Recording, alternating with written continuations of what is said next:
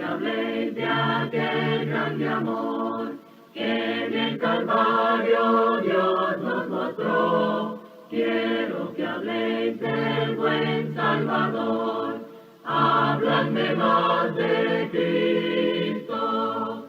Quiero escuchar la historia fiel de mi Jesús, mi Salvador. Siempre quiero vivir tan solo por Él. Habladme más de Cristo. Cuando me asalte la tentación y que sus redes tienda mi pie, quiero tener en Él protección. Háblame más de Cristo. Quiero escuchar la historia fiel de mi Jesús, mi Salvador. Siempre quiero vivir tan solo por Él. Háblame más de Cristo. Cuando en la lucha falte la fe y el alma sienta desfallecer, quiero saber qué ayuda tendré. Háblame más de Cristo. Quiero escuchar la historia fiel de mi Jesús, mi Salvador. Siempre quiero vivir tan solo por Él. Háblame más de Cristo. Como son los espíritus chocarreros, nada más sé que voy a cantar o a predicar y se me atora, fíjense. Que Dios reprenda esos espíritus chocarreros. Muy bien, damos gracias a Dios por su santa palabra y en el nombre del Señor. Mire, ni esto quiere abrir. Muy bien, fíjense que el ser humano a través de la historia ha ideado, ha inventado, ha pensado en cómo, en diferentes formas de matarse y de matar, y ha ideado desde las formas más sencillas y simples hasta formas cruelísimas, horribles para matar. Y primero se empezó lapidando, apedreando a las personas. Después, en tiempos de José, vemos a varios colgados. En tiempo de el reinado de Israel, los reyes de Israel, también vemos que les cortaban las manos, los pies y luego los dejaban colgados. Está también la cremación, la decapitación, pero la más cruel, horrorosa, humillante y no sé qué más epítetos, es la crucifixión. Y yo quiero, en el nombre del Señor, con mucha reverencia, con mucho respeto, que analicemos este tema. Es muy extenso, es nada más como una introducción para que nos adentremos más y veamos este gran misterio de la cruz que yo, la verdad, no lo entiendo, pero ahora, gracias a Dios y al Espíritu Santo y a los apóstoles, tenemos mucha más información que nos ayuda a comprender este tema de la cruz. Dice la palabra de nuestro Dios, fíjense que la cruz no es atractivo el tema, pero mire la paradoja, es el tema que encierra o que contiene los mayores beneficios para el ser humano, para la raza humana. La cruz representa muerte, pero al mismo tiempo para nosotros representa vida. Bendito sea nuestro Dios. Dice el Evangelio según San Juan, capítulo 19, versículo 18: y allí le crucificaron, y con él a otros dos, uno a cada lado y Jesús en medio. Las razones para crucificar a una persona, primero era la deserción. Si un soldado se acobardaba en la batalla frente a los enemigos, más le valiera que se fuera lejos, muy lejos, porque si no, le crucificaban. También la violación de secretos del Estado era motivo para la crucifixión.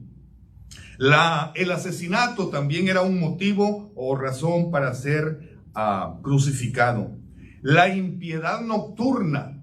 Ahora en estos tiempos hay impiedad nocturna, no solamente el viernes, el sábado y el domingo, sino todos los días.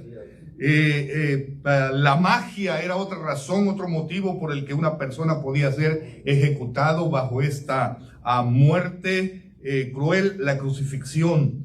La falsificación de algún testamento también era motivo para la crucifixión.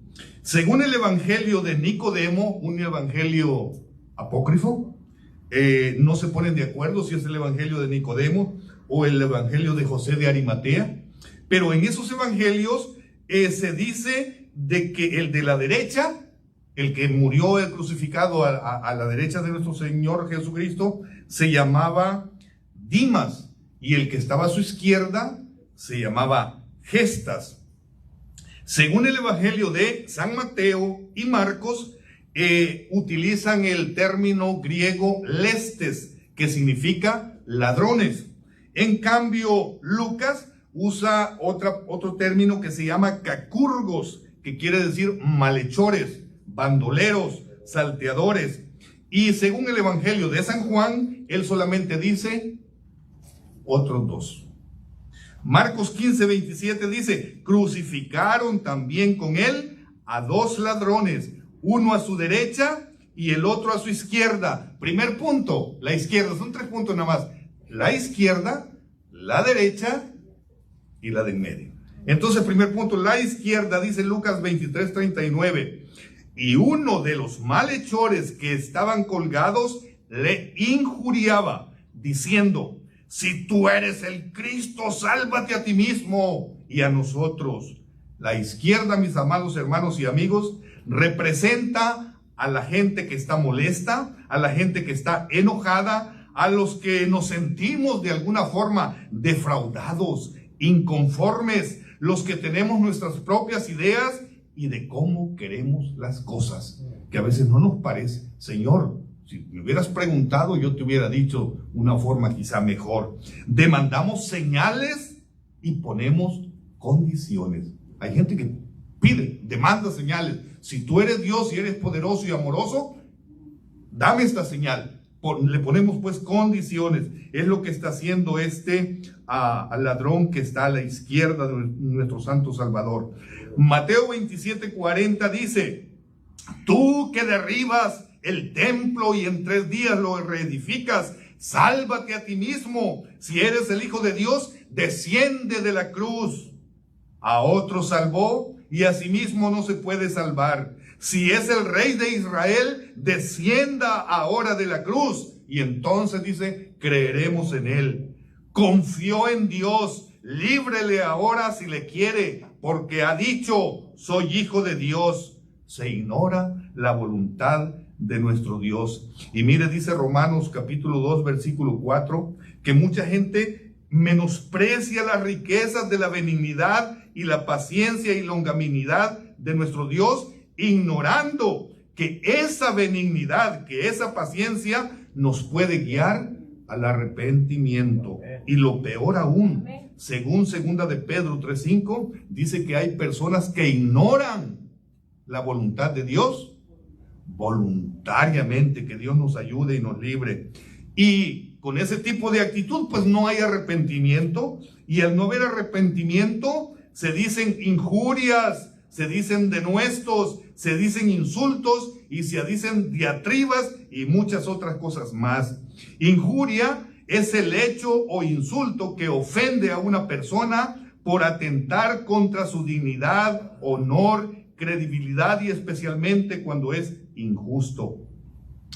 Un denuesto es la palabra o expresión que se emplea para insultar. Un vituperio es la censura o la desaprobación que una persona hace con mucha dureza contra algo o contra alguien. Ignominia es la ofensa grave que sufre el honor o la dignidad de una persona. Y fíjense que aún personas creyentes, hijos de Dios, han dicho cosas como, por ejemplo: ¿por qué esto? ¿Por qué aquello? ¿Por qué se da vida al que no sabe por dónde ir? Mi alma está hastiada, vanidad de vanidades, todo es vanidad. ¿Por qué no morí en el vientre de mi madre? ¿Hasta cuándo, Señor? Si Jehová estuviera con nosotros, no estaríamos en esta condición. ¿Hasta cuándo, Jehová, clamaré a ti y no oirás? ¿Por qué me haces ver iniquidad y me haces ver que vea molestias? Destrucción y violencia están delante de mí, y pleito y contienda se levantan. Porque fue perpetuo mi dolor, y mi herida desahuciada no aceptó curación. Serás para mí como cosa ilusoria, serás para mí como aguas que no son inestables. Grandes profetas del Señor diciendo estas cosas. Ahora imagínense de aquellos que no tienen temor de Dios, qué cosas no dirán contra Dios y contra su santo ungido.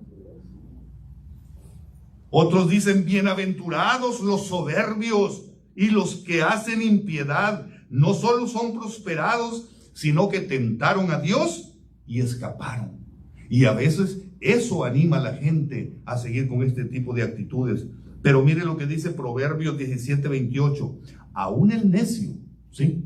Aún el necio, cuando calla, le es contado por sabiduría. Fíjese, este ladrón se hubiera mejor quedado callado, porque está fuera de tiempo. Aunque lamentablemente aquí nosotros nos podemos dar cuenta de que hay gente que está al borde de la muerte, está en su cama, en su lecho de muerte, y todavía están pensando en cosas que no deberían estar pensando. No están pensando en arrepentirse. Entonces ya se está fuera de tiempo. Les iba a poner un ejemplo, pero yo creo que entendemos eso, estar fuera de tiempo, ¿verdad? Y a veces no es el momento. Punto número 2, la derecha. Fíjense, la derecha pues es igual que la izquierda. Tengo 2 pulgares, 2 meñiques, 5 dedos, con uñas, aunque en este tengo un callo y aquí no, pero son iguales. La derecha y la izquierda son iguales. Para algunas cosas sí, ¿verdad? Yo prefiero la derecha porque, por ejemplo, la guitarra, pues así no la puedo tocar así. Entonces, hay algunas diferencias, pero al principio la izquierda es igual que la derecha. Dice Mateo 27:44, lo mismo, fíjense bien, lo mismo le injuriaban también los ladrones que estaban crucificados con él. Marcos 15:32 dice: el Cristo, Rey de Israel, descienda ahora de la cruz, para que veamos y creamos. También los que estaban crucificados con él le injuriaban. Los dos tenían la misma actitud. Los dos estaban viendo la misma situación, estaban viviendo la misma experiencia, estaban condenados, estaban al borde de la muerte, estaban sin esperanza los dos. Pero en algún momento, Jesús tenía un rótulo arriba de su cabeza, en la parte arriba en la cruz, que decía: Jesús Nazareno, Rey de los judíos.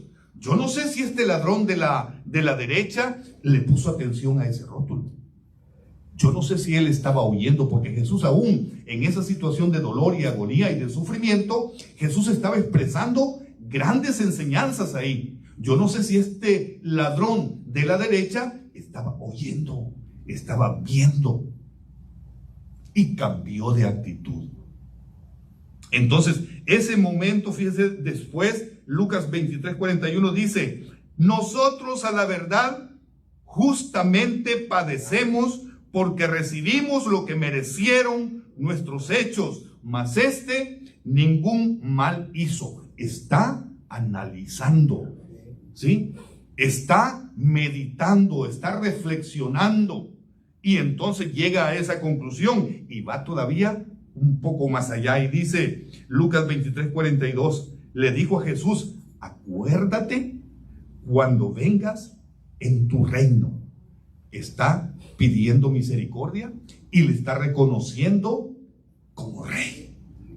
Lucas 23:43. Entonces, mire, a los otros que tienen ese tipo de actitudes, Dios no les contesta, como lo hizo con Herodes. Herodes intentó de una y de otra manera y Jesús no le contestó.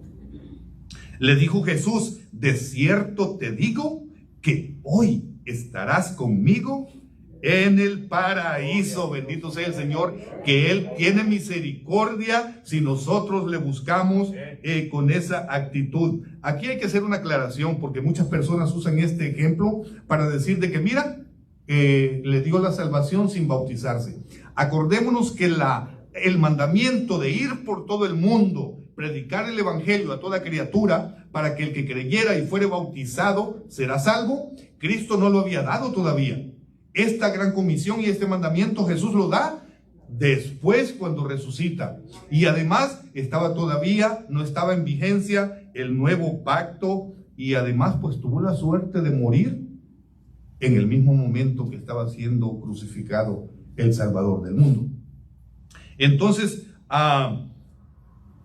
también nuestros amados hermanos, en nuestra vida, en muchos de nosotros, ha habido un momento bendito y glorioso donde nosotros nos pusimos a reflexionar, a meditar, a ver y contemplar nuestra real situación y condición, y también dejamos que un rayo de celeste luz iluminara nuestra alma, nuestra mente y nuestro corazón, para así nosotros poder decirle también al Señor: ten misericordia de mí, acuérdate de mí. Entonces, nosotros no le pedimos al Señor, ¿verdad?, que descienda de la cruz, sino que le damos muchas gracias porque no descendió de esa cruz y así hizo la obra de la redención. Punto número 3, la cruz de en medio, ¿verdad? Aquí está la más grande señal y máxima expresión de amor de nuestro Dios. Gloria a Dios, amén. Juan 19:18 dice: y allí le crucificaron, y con él a otros dos, y uno a cada lado, y Jesús en medio. Jesús está sufriendo y ha sufrido la ignominia, los vituperios, las insolencias, los insultos, las injurias, las escupidas, los golpes, los latigazos, la corona de espina, y luego le toca cargar la cruz hasta el monte de la calavera. Fíjense que ya en tiempo de Moisés, Deuteronomio 21:22 dice: si alguno hubiere cometido algún crimen digno de muerte, y lo hiciereis morir, y lo colgareis en un madero, versículo 23, no dejaréis que su cuerpo pase la noche sobre el madero, sin falta lo enterrarás el mismo día. ¿Por qué? Porque maldito por Dios es el colgado. ¿Cómo es posible? Aquí cabe la pregunta: si nosotros hubiéramos estado en ese lugar, en ese tiempo, sin tener toda la información que ahora tenemos, ¿cómo nosotros podríamos pensar que ese que está colgado ahí, ese que está siendo crucificado, ese que está siendo humillado ahí, puede ser el ungido, el escogido, el Mesías de Dios? ¿Verdad? Sería una pregunta muy válida. Pero para poder entender, yo les invito a que leamos algunos pasajes y ya vamos a terminar. ¿Qué estaba sucediendo en esa cruz de en medio? Filipenses 2:8 nos dice de que ahí Jesucristo, estando en la condición de hombre, se humilló a sí mismo, haciéndose obediente hasta la muerte y muerte de cruz. Nuestro Señor se estaba dejando humillar y estaba llegando a la obediencia hasta la muerte por nosotros. ¿Qué más estaba sucediendo en esa cruz? Amén. Algo muy importantísimo, y gracias a nuestro Dios por eso, porque había contra nosotros una acta de decretos. Y mire, dice Colosenses 2:14, que Jesús estaba anulando el acta de los decretos que había contra nosotros, que nos era contraria. Él la estaba quitándola y la estaba clavando en la cruz, bendito Dios, porque había una lista que decía: Ricardo, ¿hiciste esto? Muerte. Ricardo, ¿hiciste esto? Muerte. Ricardo, ¿no hiciste esto? Muerte. Ricardo, ¿hiciste esto? Muerte. Esa lista, esa acta de decretos, Cristo la clavó en la cruz, bendito sea nuestro Dios. Gálatas 3:13 dice: Cristo nos redimió de la maldición de la ley.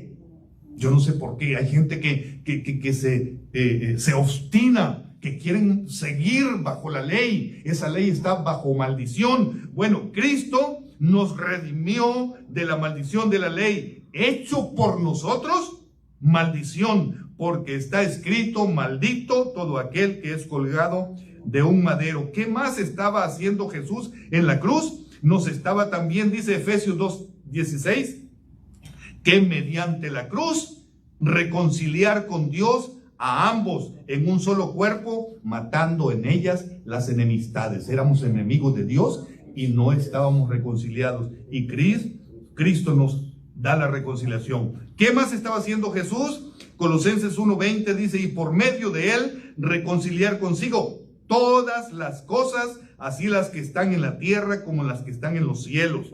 También nuestro Señor Jesucristo en la cruz estaba haciendo la paz. Colosenses 1:20 dice: haciendo la paz mediante la sangre de su cruz. ¿Qué más estaba haciendo nuestro Señor en la cruz? Colosenses 2:15 dice que estaba despojando a los principados y a las potestades, y los exhibió públicamente, triunfando sobre ellos en la cruz. Bendito sea nuestro Dios. ¿Qué más estaba haciendo nuestro Señor Jesucristo?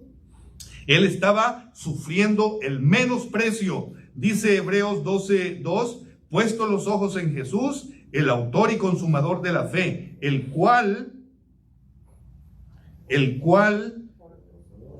que se me perdió aquí, se me movió este aparato. Entonces, estaba él pues sufriendo la cruz, y dice menospreciando el oprobio, o sea que le quitó el valor, le quitó el precio al oprobio y dijo: ese oprobio yo lo menosprecio. Y se sentó, dice, a la diestra del trono de Dios. La locura de la cruz, mis amados hermanos, es la locura del amor. Y solamente aquel que comprende lo que es el amor puede comprender un poco esta locura. Y como dice un poeta de mis preferidos, dice que por más que aprenda, dice, no logro comprender la esencia de su indescifrable amor. Y dice otro canto: no me gusta este programa porque si le toco aquí se me pierde todo. Dice un poeta, dice que la realeza se obstina, pero Cristo inclina su cabeza. Y ahí nuestra pobreza termina, en la cruz. Todo pasa y todo queda en la cruz. ¿Y quién no conoce aquel canto que dice que es emblema de afrenta y dolor la cruz? Y dice, aunque el mundo desprecie, la cruz de Jesús para mí tiene suma atracción, porque en ella llevó el Cordero de Dios de mi alma la condenación. Bendito sea el Señor. Así que para terminar, mis amados hermanos, quiero decirles de que la cruz lamentablemente tiene enemigos. Y ya Pablo se los había dicho a los hermanos, pero ahora él se los dice con lágrimas. Lo dice llorando. Dice Filipenses 3:18, porque por ahí, no nada más en Filipos, ese por ahí es por todos lados. Porque por ahí dice, andan, no 2, 5, no, andan muchos, de los cuales os dije muchas veces, pero ahora lo digo llorando, que son enemigos de la cruz de Cristo. Y esos enemigos, mis hermanos, de la cruz del Señor, son nuestros enemigos. Y a veces esos enemigos están ahí en el trabajo, están ahí en la escuela, están ahí en la familia, están ahí en nuestra casa. Y lo peor aún, dijo nuestro santo maestro, que los enemigos del hombre son los peores enemigos. Dicen que el peor enemigo del hombre somos nosotros mismos. Entonces, pero Hay amigos de la cruz también, dice Gálatas 6:14. Pero lejos esté de mí gloriarme, sino en la cruz de nuestro Señor Jesucristo. ¿Nos queremos gloriar? Gloriémonos en la cruz de nuestro Señor. Ahora, quiero hacer hincapié. Dicen que hincapié viene por, hincar la rodilla y agarrar apoyo para darle énfasis a algo que uno quiere hacer hincapié. Nuestro Señor Jesús dijo varias expresiones ahí en la cruz, como les decía. Una de las que dijo fue: Padre, perdónalos porque no saben lo que hacen. Otra expresión que él dijo fue: consumado es. He cumplido. La obra redentora de la humanidad está hecha. Consumado es. Aquel ladrón de la derecha aprovechó el momento. Aprovechó ese momento, y qué bueno que lo aprovechó, porque fueron 6 horas los que estuvieron ahí colgados. En algún momento él aprovechó y verdad, tuvo esa actitud. Y Jesús le dijo hoy, y a nosotros el Señor nos puede decir hoy también: hoy estarás conmigo. ¿Verdad? Qué bueno que nos dijera: hoy estarás conmigo en el paraíso. Porque nosotros no sabemos cuándo va a ser nuestro último momento.